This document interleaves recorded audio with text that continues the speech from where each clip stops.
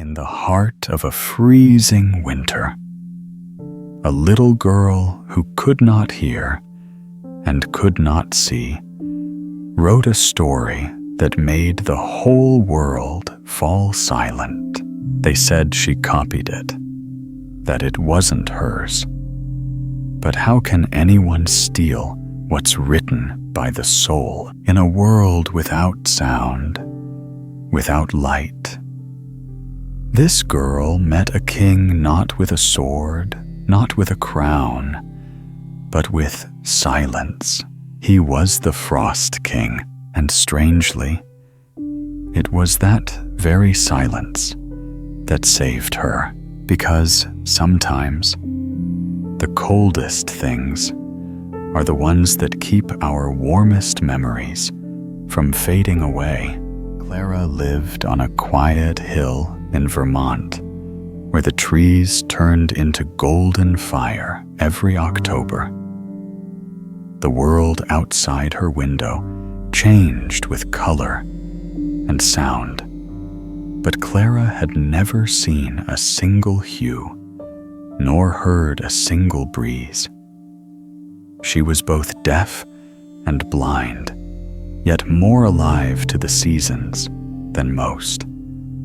Her world was woven through touch, through scent, through memory.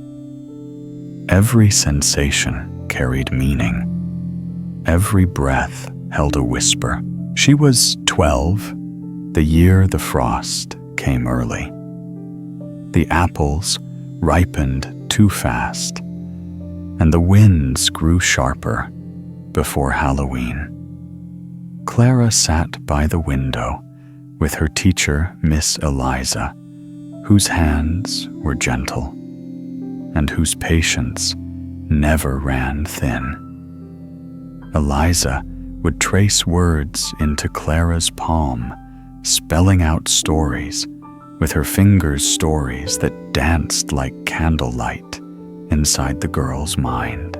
One day, Clara asked a question. "What is frost?" Eliza smiled and began to trace. "Frost is the breath of winter," she wrote. "It is ice that paints the world while we sleep." Clara tilted her head. She wanted more than just a definition.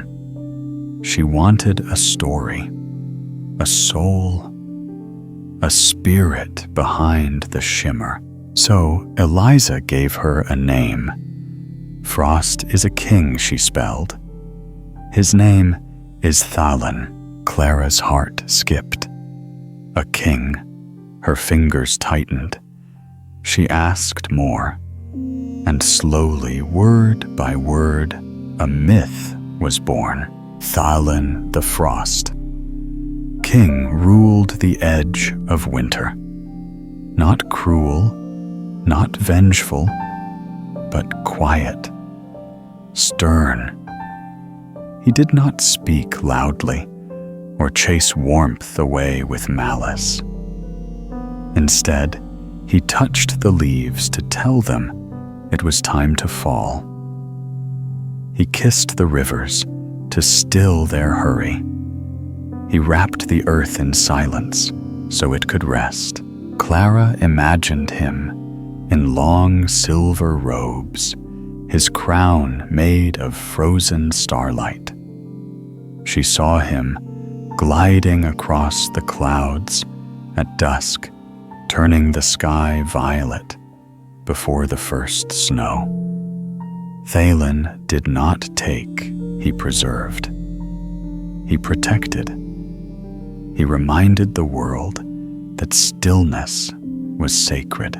At night, Clara would lie in bed, tracing his story into the air. Each motion was a sentence, each breath a chapter. Thalin the quiet king, Thalin the misunderstood.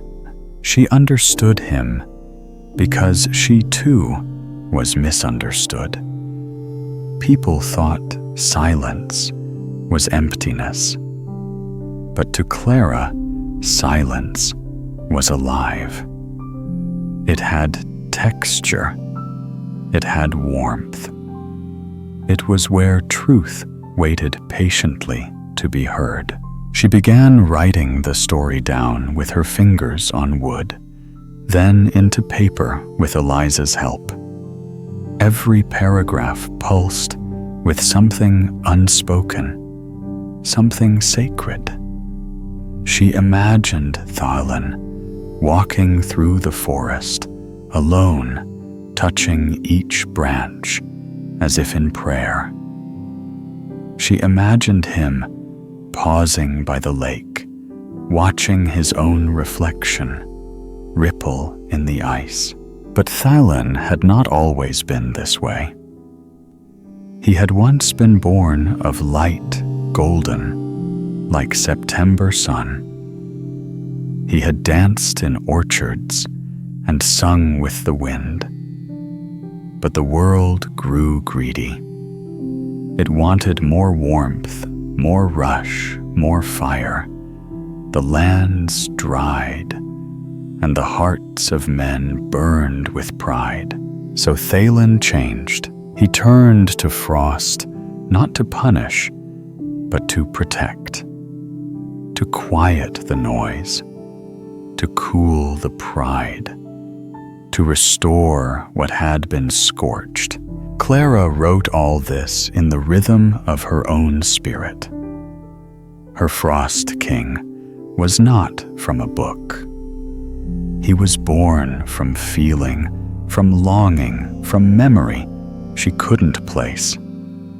It was as if she had always known him, as if he had waited for her to remember. Eliza read the pages and wept. She had never seen such beauty come from silence. Clara had taken a question and made it holy. The story was sent to Mr. Harmon, the director of Clara's school for the blind. He praised it, said it was remarkable, said it should be shared. But then came the shadow. A teacher remembered a similar tale, another story from years past. The Frost Fairies, it was called. Mr. Harmon read it. The resemblance was there. Words, scenes, tone. Was Clara's story her own? She was summoned to answer. A committee, a room full of eyes and doubt. Clara stood trembling.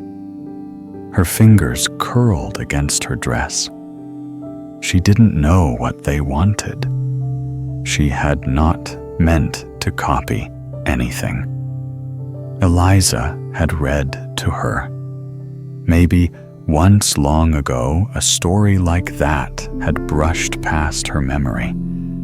But Thalin was hers. She knew it. She felt it. The questions came like thunder. Did she steal it?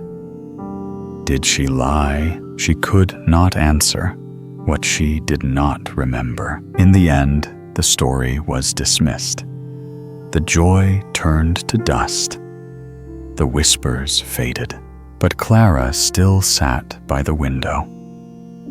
And every winter, since when frost kissed the glass, she would place her fingers gently there and smile, because she knew the truth. Thalin was real, and he had come for her. Clara no longer dreamed aloud. She no longer traced stories into the air. After the trial, something inside her dimmed. The world once filled with silent beauty now felt hollow. It wasn't the accusation that hurt the most. It was the disbelief. The way their eyes searched her for guilt, like her silence was hiding something shameful. She had only ever wanted to create something beautiful. Now she wasn't sure if she was allowed. Eliza tried to comfort her. Her hands were still gentle, still spelling words into Clara's palm each day. But the spark was gone. Clara stopped asking for stories. She stopped creating Thalen's world. The Frost King no longer came to visit her in dreams, but winter still came, and with it, the snow. It fell gently that December morning, layering the ground in silence. Clara sat by the window. As always, her fingers pressed lightly to the glass. She couldn't see the flakes, but she felt the hush in the air, the kind of quiet that held its breath. And for the first time in weeks, she smiled. Outside, the frost returned. She imagined him again, not as a king in silver, but as a shadow among the trees, no longer radiant, but sorrowful. Perhaps Thalen too had been judged. Perhaps he too had been accused of stealing what was never his. Clara wondered if the world had once doubted him too, his stillness mistaken for absence, his hush mistaken for fear. So she gave him a new shape. Thalen now wandered, cloaked not in grandeur, but in humility. He no longer walked above the clouds, but beneath the pine trees. He touched the frozen petals with apology. He brought snow not to erase, but to cover wounds gently, like a blanket. Clara wrote these thoughts only in her heart, but one day, Eliza brought her something unexpected. It was a letter traced carefully into her hand. A letter from Margaret Canby, the author of the story Clara was accused of copying. Dear Clara Eliza, spelled I believe you. Clara gasped. Her hands trembled. The letter continued. Margaret wrote that stories often live in many hearts, that sometimes the same spirit speaks to different souls, that if Clara had written of frost with such love, then surely it was hers too. Tears rolled down Clara's cheeks. She hadn't known how much she needed to hear that, and that night, for the first time in a long time, she dreamed again. Thalen stood in a forest of white, where snow fell like stars. He looked older, now gentler. He reached out his hand, not cold, but cool and comforting. And as Clara stepped forward in her dream, he whispered, not with sound, but with knowing. You heard me. She woke with warmth blooming inside her chest. Clara returned to her writing, not for approval, not for praise, but for truth. She no longer needed others to tell her the story was hers. She knew, she remembered, and Thalen was waiting. Winter deepened. The trees stood bare like silent watchers wrapped in white shawls.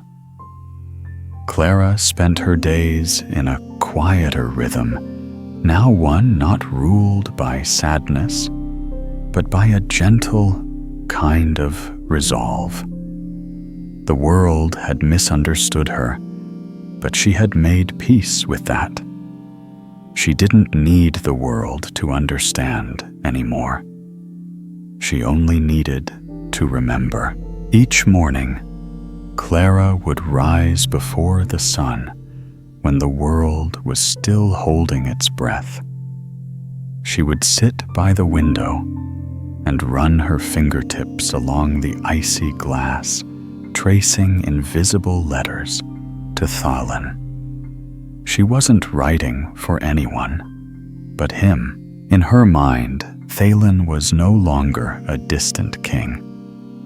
He had become a companion, a guide. He walked with her through dreams that felt more real than waking hours. In them, he no longer wore a crown. He wore a cloak of snowflakes and scars.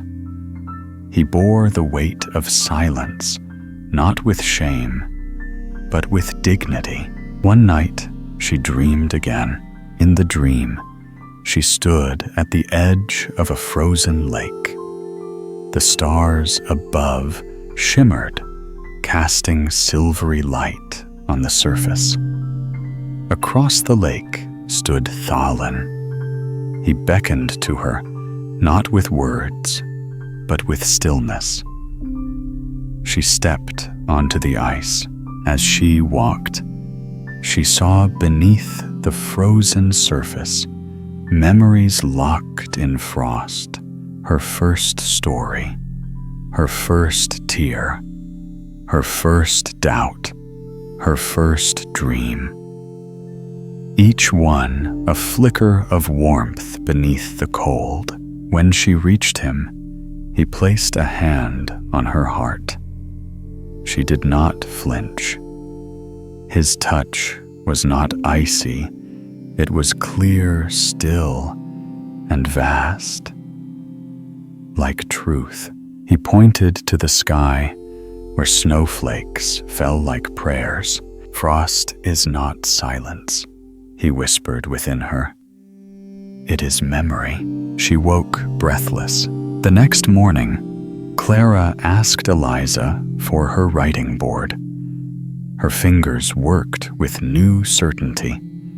She did not write a new tale. She finished the old one. The story of Thalin, not as a myth, but as a message, as her mirror.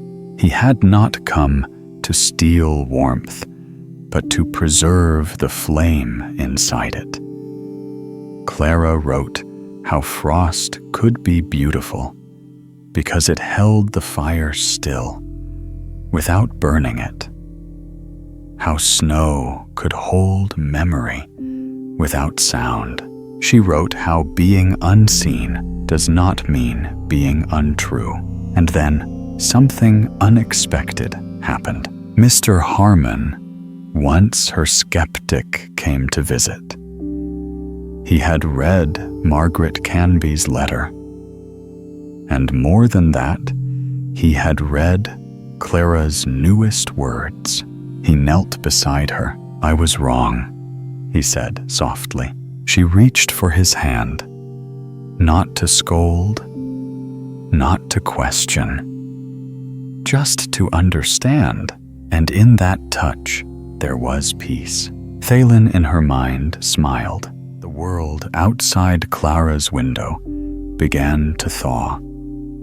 Icicles dripped like tears from the eaves.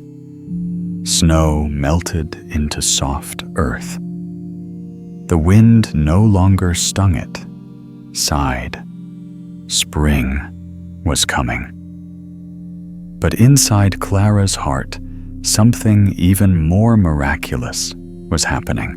She no longer feared her story, not because the world believed her, but because she had come to believe in herself. Eliza noticed first. Clara's hands, once hesitant on the writing board, now danced with calm assurance. The girl who once feared touching her own voice was now tracing words with quiet boldness. Then one afternoon, Clara asked for something new. "May I share the story again?" she spelled into Eliza's palm. The teacher's eyes welled with tears. "Yes, my dear," she whispered. "Yes." So they prepared it, not for publication, not for validation, but for sharing. Clara wanted to read it aloud through fingers, through breath, through feeling. She asked Eliza to invite just a few close friends to the parlor. Nothing grand, just presence. And when they gathered, Clara stood by the window, her place of memory. With Eliza beside her, she began to sign the story, letter by letter, thought by thought, into the hands of those who came to listen. She told them about Thalin, not as a king to be feared, but as a guardian of forgotten things. She described his gentle touch, the way he preserved memories beneath layers of ice, not to hide them, but to keep them safe. She described how Thalin once burned too brightly and learned to carry light without flame. She spoke of stillness, of silence, and of the language that lives between the spoken and the seen. No one spoke during the telling. No one interrupted. It was as if the room itself had turned to snow, soft, silent, reverent. When she finished, Clara didn't wait for applause. She didn't seek approval. She simply smiled, then sat beside the fireplace. The room was quiet for a long time. Then, one by one, the guests approached her, not with words, but with touch. Each placed a hand gently on hers. Each lingered just a second longer than necessary. And in that pause, something holy passed between them. A woman named Mrs. Gable, who had lost her son in the war, said, "Your story helped me remember the way he used to laugh in winter." A boy named Simon, blind from birth and afraid of the cold, said, "I didn't know frost could be gentle." A man named Mr. Clark, who rarely spoke at all, simply wrote one word into Clara's palm: truth. That night, Clara lay in bed and cried, not from sorrow, but from release. She dreamed again. Thalin came to her, not as a king, but as a boy her age. They sat in a field of snowdrops, blooming through frost. No crowns, no robes. Just two children sharing quiet. "You carried my voice," he said. "And you carried mine," she replied. He smiled, and for the first time, he laughed a soft, joyful sound that echoed like wind through pines. Clara woke with the sunrise touching her cheeks. She no longer needed Thalin to be distant. He was not a myth anymore. He was a part of her, a part of everyone who had ever felt forgotten, everyone who had ever been misunderstood.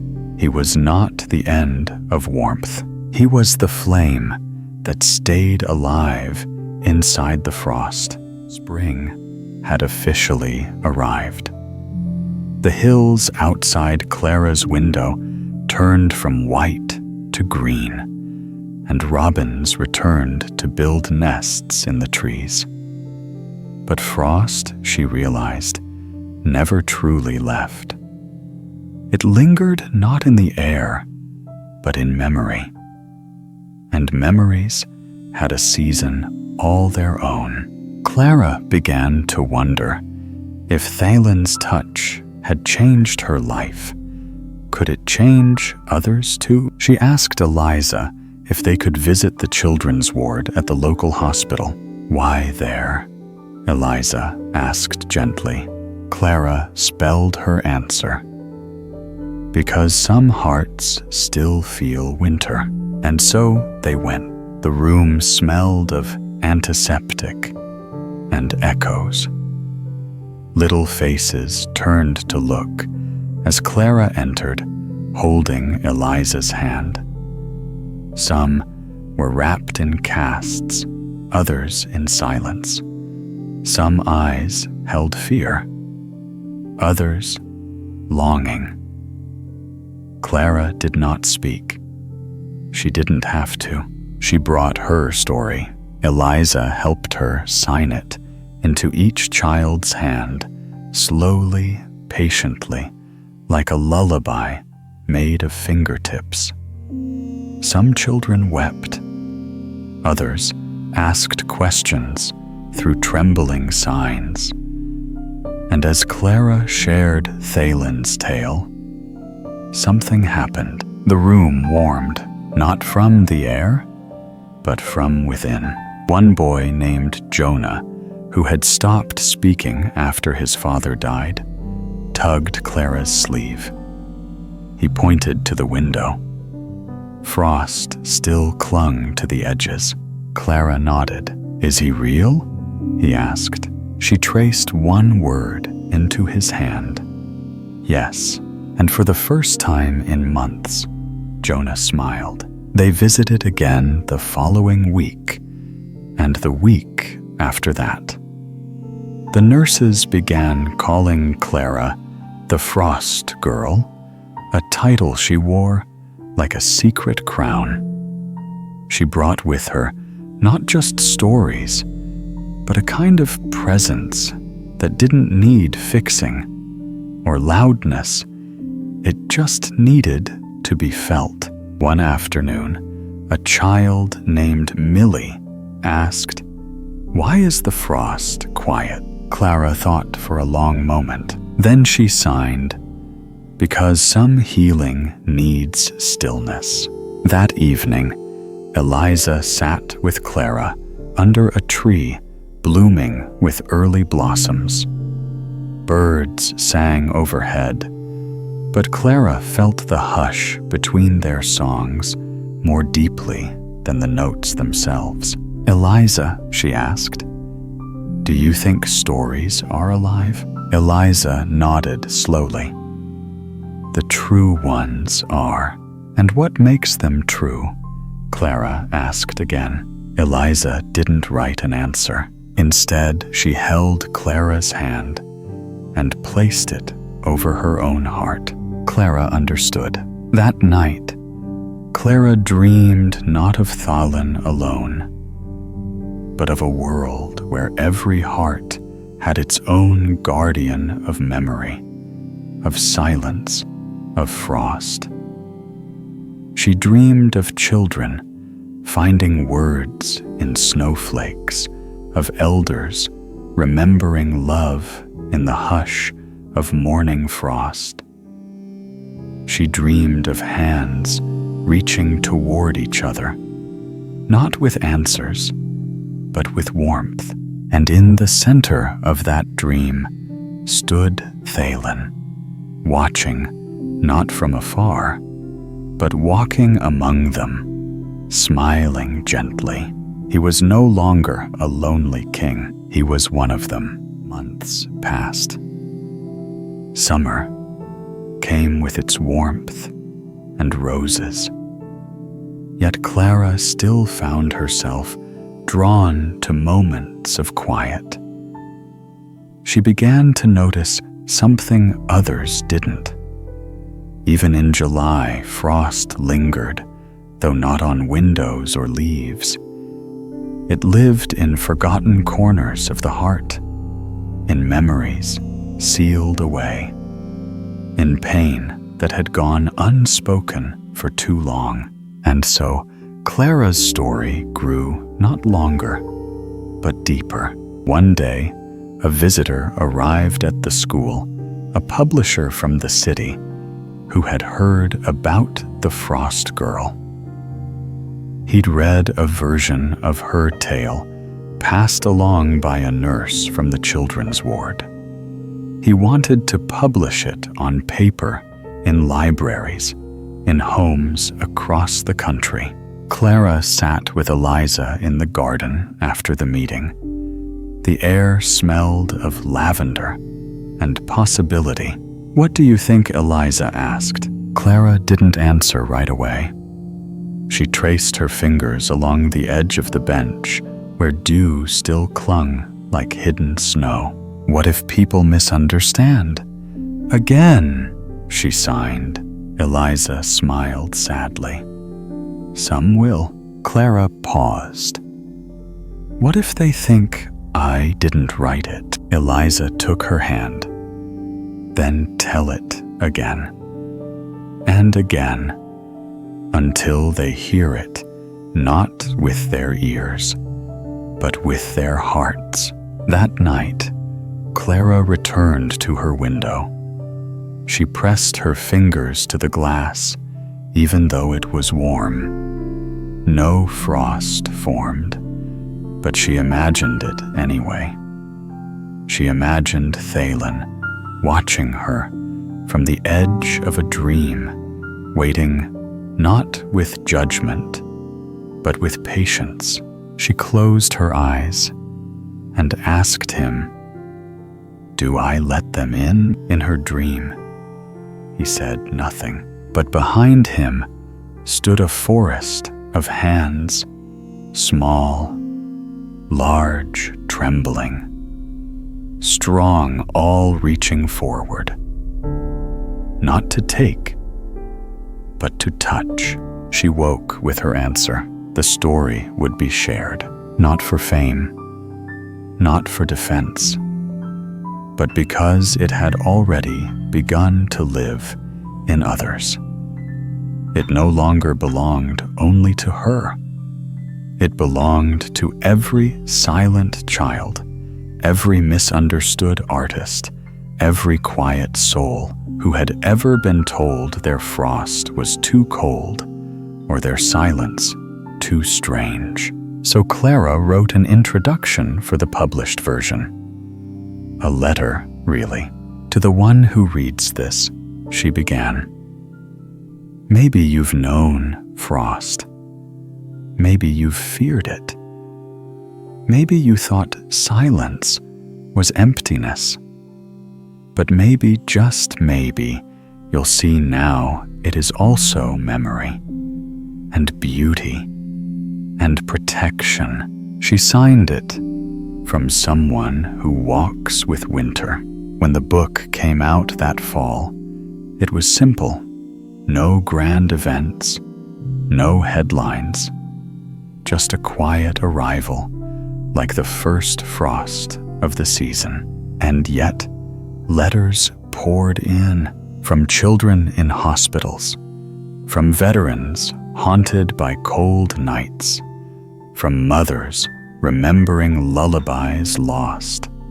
Each one said the same thing. Thank you for making frost feel warm. Clara never needed to defend herself again, because Thalen was real, and he was everywhere. The year turned again. Leaves fell in spirals like golden feathers, and the air sharpened with memory. Autumn always made Clara pause, not with sorrow, but with reverence. It was the season that had given her both pain and purpose.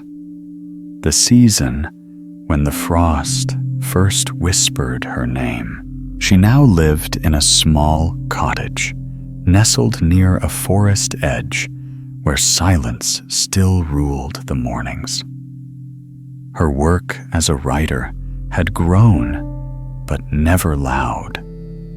Her books were not bestsellers, yet they traveled quietly, finding the hands that needed them most.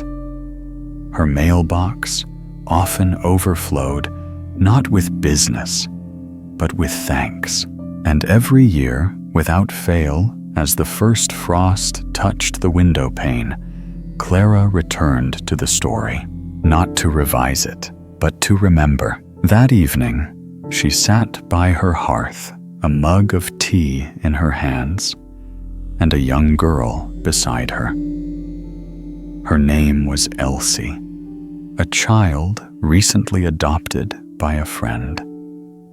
Like Clara once had been, Elsie was deaf, mostly blind, and full of questions, too big for answers. Is frost scary? The girl signed her hands small but searching. Clara shook her head and smiled. No, it's just quiet. But why does it come? Elsie asked. Clara leaned closer, her fingertips soft against the girl's palm, to remind us that even the world needs to rest, she signed. That stillness is not the end, but a beginning. Elsie tilted her head, thoughtful. Clara knew what would help.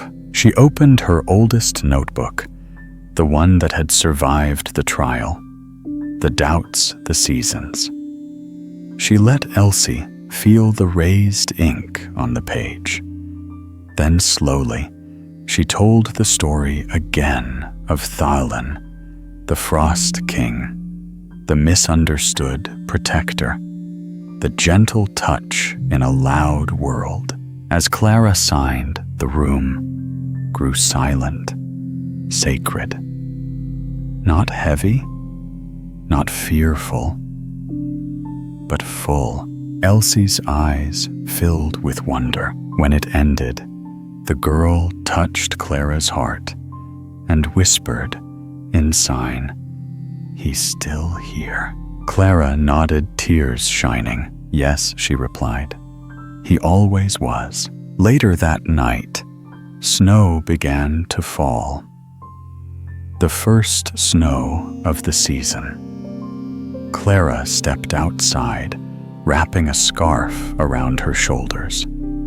She stood barefoot on the porch, letting the flakes kiss her skin. Above her, stars blinked in velvet silence, and then, like a heartbeat in the cold, she felt it. The presence, Thalin, not as a figure in robes, not as a myth, but as something truer. The quiet courage to keep going. The hush before a new story begins. He walked beside her always, and in the stillness of that frost-kissed night, Clara understood she had never been alone, not when they doubted, not when they forgot, not even when she did, because frost never comes to harm, it comes to heal, to pause the noise, to protect what is sacred. Clara smiled into the falling snow. The Frost King had returned, and this time he lived in her. Maybe you felt it too. The quiet ache that lingers when no one listens. The hush of a winter evening that says more than words ever could. Clara's story isn't just about a girl or a king made of frost. It's about you, about the parts of you the world once misunderstood. The silence they called weakness.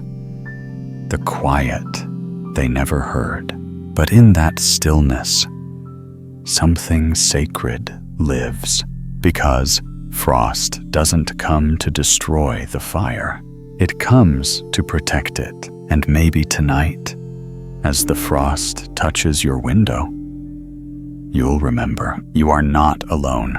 Even the coldest night carries warmth, if you know how to listen.